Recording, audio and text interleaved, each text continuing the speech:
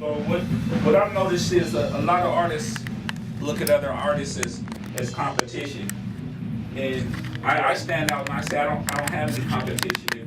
If you could find someone that has a larger movement, better lyrics, more swag, that's not gonna be my competition. That's gonna be my inspiration. So I'm gonna look towards them for inspiration, and I'm just gonna come back out and I'm gonna go even harder. I think the problem that we run into is a lot of these artists want to compete. How can you compete if you're not up to par, or if you're not willing to congratulate? That's not a competition.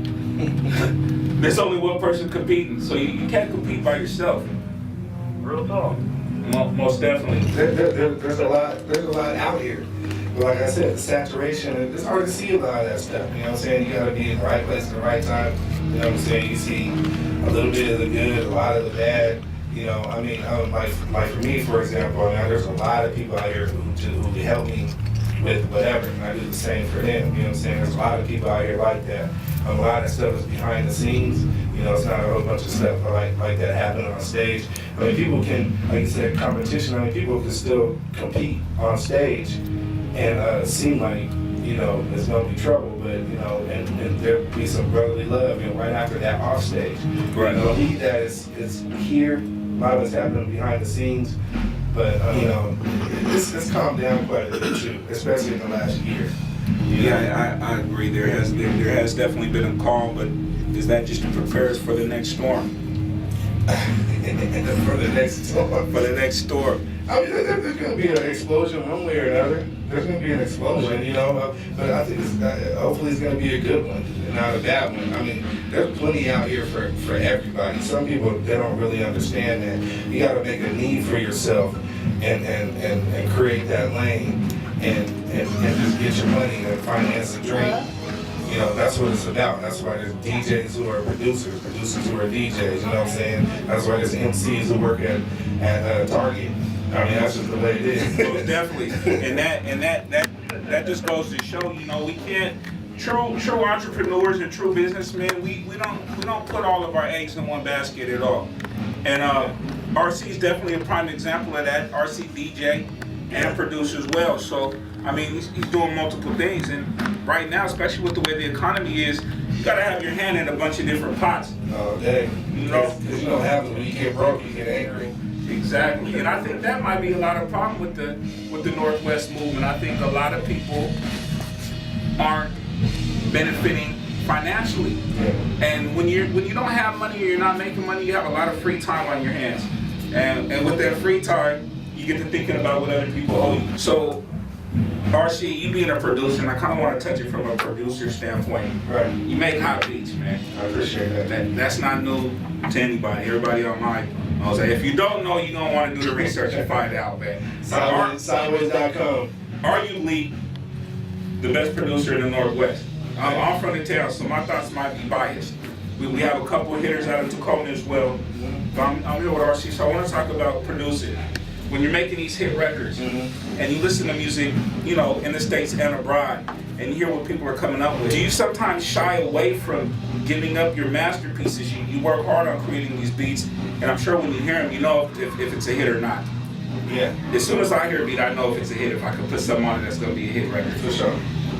Do you shy away from doing business with certain people, knowing that the funds might be there, but the talent might not be there to represent the beat properly that you produce? Sometimes, I mean, like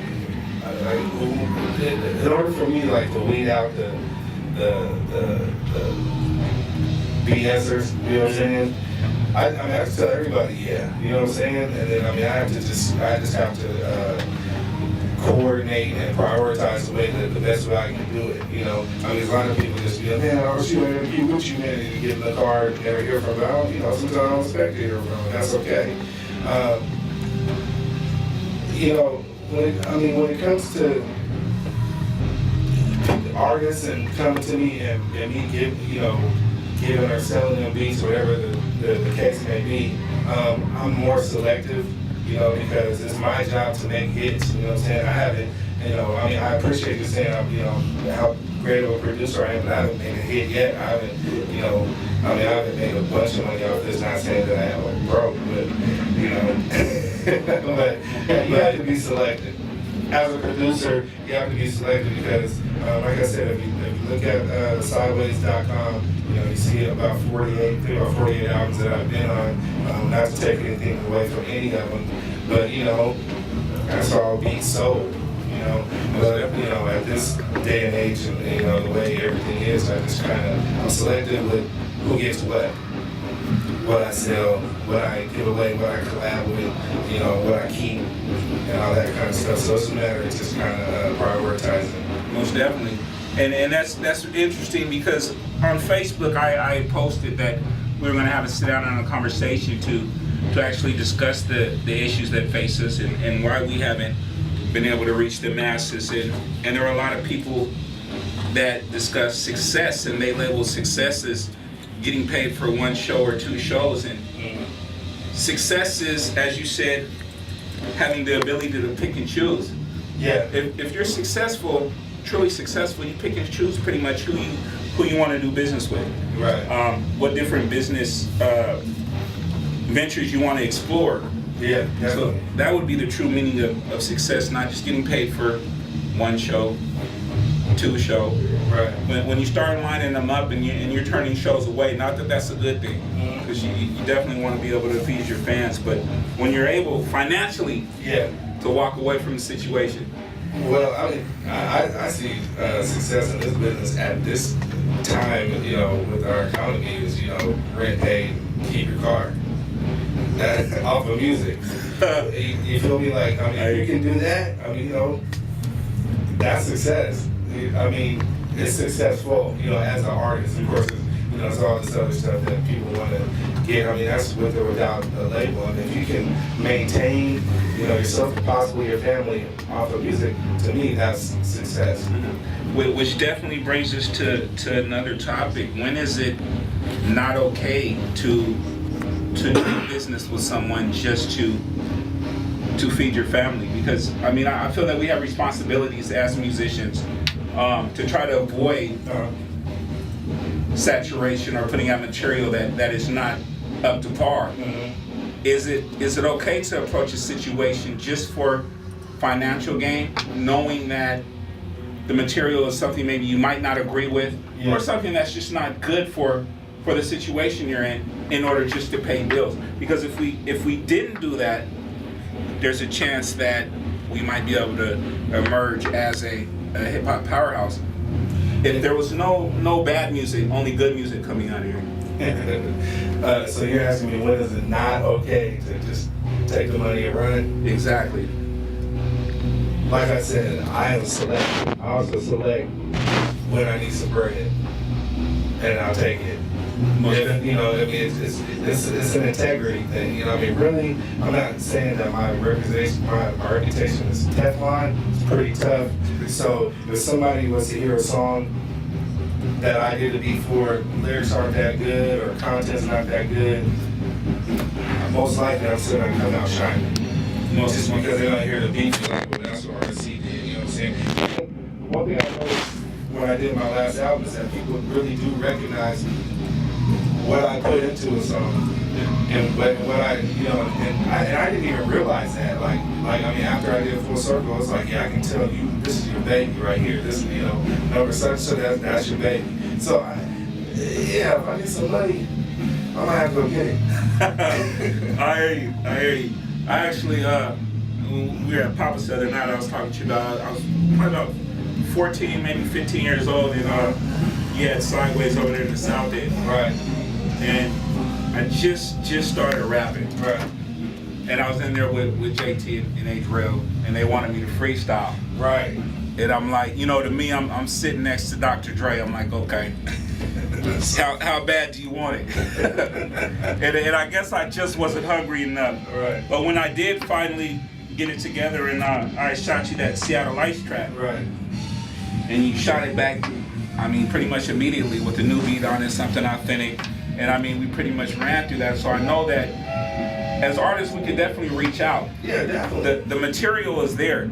The producers are there. Definitely. We have greatness in front of it. in front of us. We just have to be willing to reach out.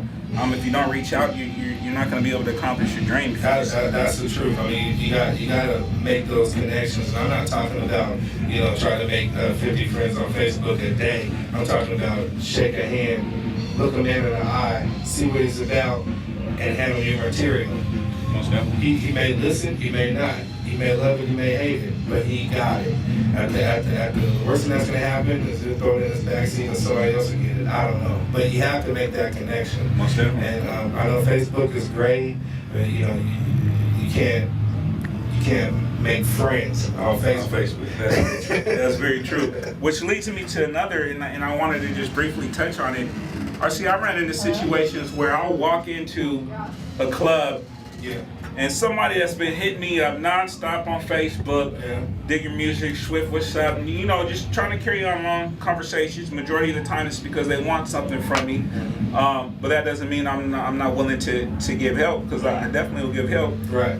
I walk into the club, I see them and they act like they don't know who I am, or I'll approach them, hey, how you doing, man? What's your name? I have a very unique presence, right. facial structure and everything. Right. So you're gonna know, I'm gonna stand out. Right. So you know exactly who I am. What is it with Washington mentality or certain individuals that, is the online, are you behind a curtain when you're online? Or what? This internet thing is cold, because you can be anybody on the internet. You can do whoever you want, you can talk to whoever you want, and they might be a little intimidated when they see you in the club. It happens to me sometimes, and then other times somebody runs up on me who I had a conversation with on Facebook, and I might not remember them. But one of the thin lines between being a good artist and a bad artist, or a good, what's the word I'm looking for? I'll just say artist for now, is the way you engage people. You have to be engaging. You know what I'm saying? To tell them you forgot their name or something like that. It happens with me a lot. Like I didn't remember that you came in my studio. That was a long time ago. Yeah. But you see a lot of people. It's how you engage people. When you're that high up, though, sometimes it's hard to, because I was, for me, to me that was the equivalent of being in the same lab as Dr. Dre. So when I reflect on my life, I'll constantly think, if I would have just went ahead and spit a hot 16 right there, I'd probably be on right now. Well, me too. Well, most definitely. And I say that to say this: don't be afraid to reach out, and grab your dream. And if that opportunity appears, approach it. And I'm approachable as well. And that's what there's a difference between different artists. Most definitely. We're going to take a short break. We'll be back with RC. Gangsta Nut is in the building. WKNZ Power 101, a Tone Black production.